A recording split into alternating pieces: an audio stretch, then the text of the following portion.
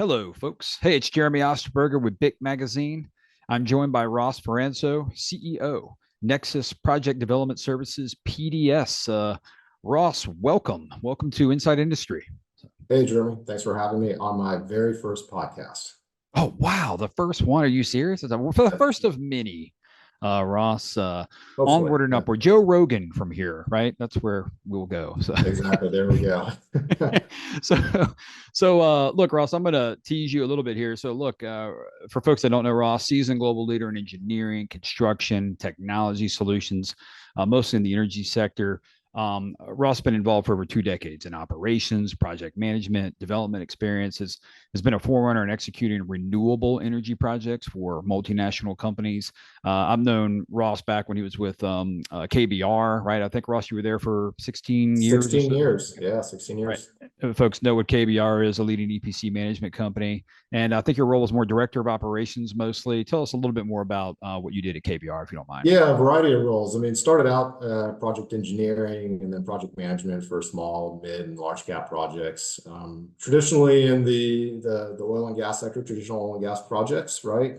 Towards the tail end of my time at KBR, I was more renewable energy focused.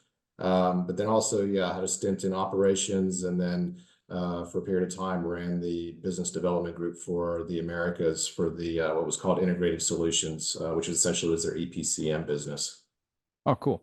And then Black and Veatch for a while. I think you did some work for ExxonMobil through Black and Veatch. Is that correct? So. That's right. I started with ExxonMobil out of college, so mechanical engineer by degree. Worked at the Baytown Olefins plant there, and then jumped over to Black and Veatch for a few years before joining KBR. Nice, man. Well, Yeah. cool. Ross, thanks for a little bit about your background. But where are you now, right? So we mentioned CEO of PDS, and that falls under Right. the Nexus PMG umbrella. Look, give us some introduction to Nexus PMG for folks that may be not familiar with the group. Sure. So Nexus PMG has been in business for over 10 years, focused entirely on low carbon infrastructure market. Over the years, the organization has guided lenders, developers, and owners through every phase of renewable capital infrastructure projects. And over that time, they've grown the staff to include deep subject matter experts in all things low carbon. So Nexus PMG essentially is a holdings company. There's a family of companies that sit under that PMG umbrella. As you mentioned, I lead the project delivery services business unit, which I'll talk about. And essentially, project delivery services is made up of three distinct parts. So first, there's the advisory piece that provides due diligence, independent engineering, owner's engineer. Second is the services group, which supports project development, front-end engineering, and path to close services. Then we have third, our operational performance and improvement group, OPI for short, which provides operational readiness assessment, project turnaround, and performance improvement analysis. And we support customers throughout the globe, but a large focus for us is in North America, US, and Canada.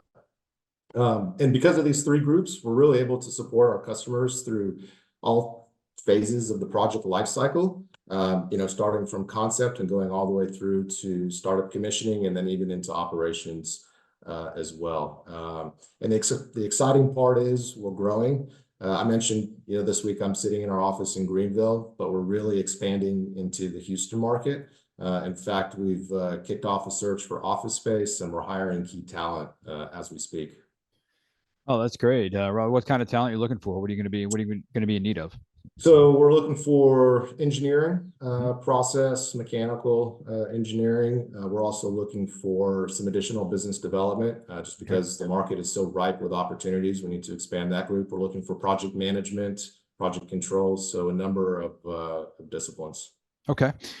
So obviously, traditional energy has been a focus, but so much has been an emphasis on sustainable energy. How is Nexus PMG helping kind of traditional energy players transition to sustainable energy?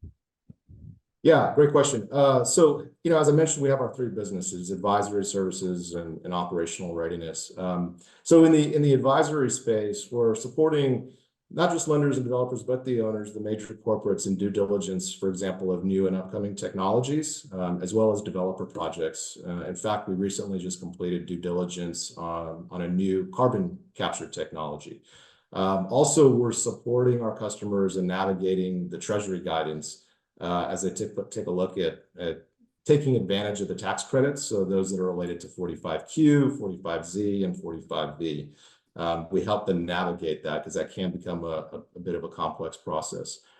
In the services business, as I mentioned, we're supporting our customers to get them through FID, and that's with engineering services. We also then can transition to be an owner's engineer post-FID just to provide that continuity of knowledge. So for example, we've recently been contracted to provide FEL services on a green hydrogen project in the Southwest United States. And then we've also been contracted to provide FEL services for a large-scale sustainable aviation fuels facility in the U.S. Gulf Coast region. And both those projects, as those achieve FID and they move into EPC phase, then we'll transition as an owner engineer or a PMC to support those customers. And then on our operational readiness piece, the team is involved.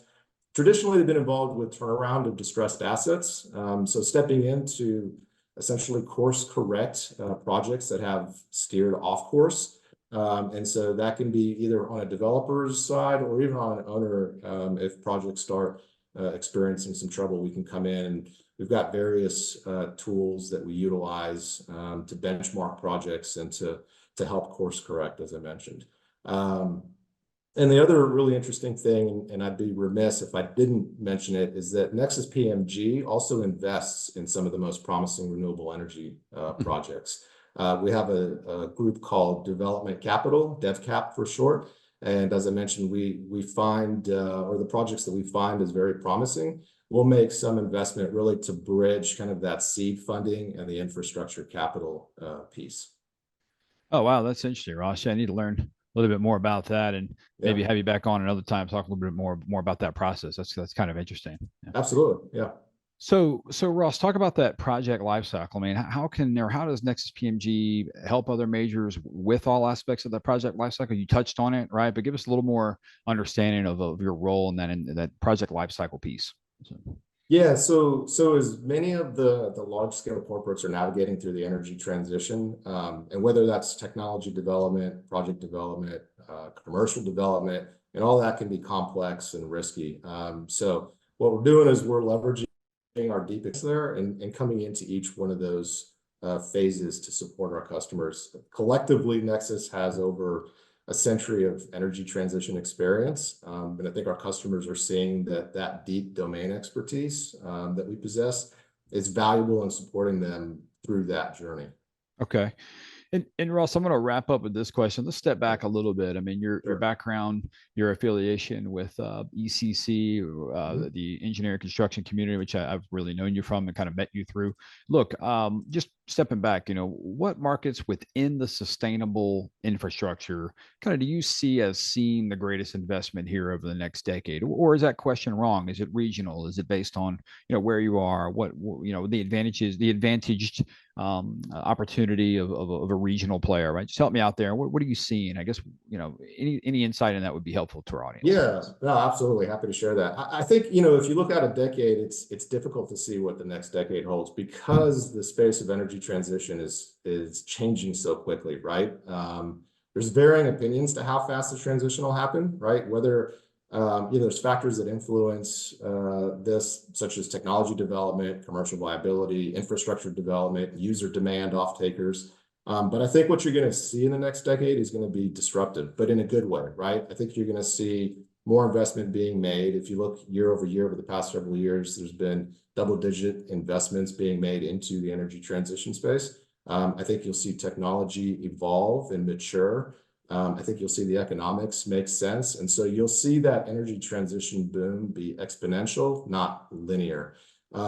Really what we're seeing in the space in the near term and looking out a few years is we're seeing investments in renewable energy like wind, solar, and bioenergy. And bioenergy specifically there in sustainable aviation fuel, for example, as well as taking waste products and making renewable natural gas. You're also seeing strong investments in hydrogen and carbon capture sequestration. And so that for the near term and midterm, you're going to see quite a bit of development around that space. Right. And for most existing assets, CCS is a way to offset and achieve your Right. 2035 goals. So you're going to continue to see that. I think I've read where 62% of current projects have some sort of ESG or at least CCS component to them. If you're expanding, you're going to have to offset that through some sort of project like CCS. So. Yeah, exactly. I mean, you're seeing a lot of the corporates right now with their existing assets. They're decarbonizing, they're converting, right? Taking a refinery and converting it into a SAF facility. But I think you'll also see quite a bit of acquisition in the future, right? I think as, again, the technology improves and developers are proving their concept, you probably see quite a bit of acquisition to help them accelerate their net zero goals. Makes total sense. Well, Ross, man, appreciate everything you do for industry. Appreciate you jumping on and telling us about Nexus PMG and the PDS side. And we're just grateful for you to be a part of our conversation today. Absolutely. My pleasure. Thanks, Jeremy, for having me. We'll have you on again soon. And folks, for everyone watching, we thank you so much. Remember, for more energy news, podcasts, best practices, and webinars, visit bicmagazine.com. Remember, everybody, it's what we do together that counts.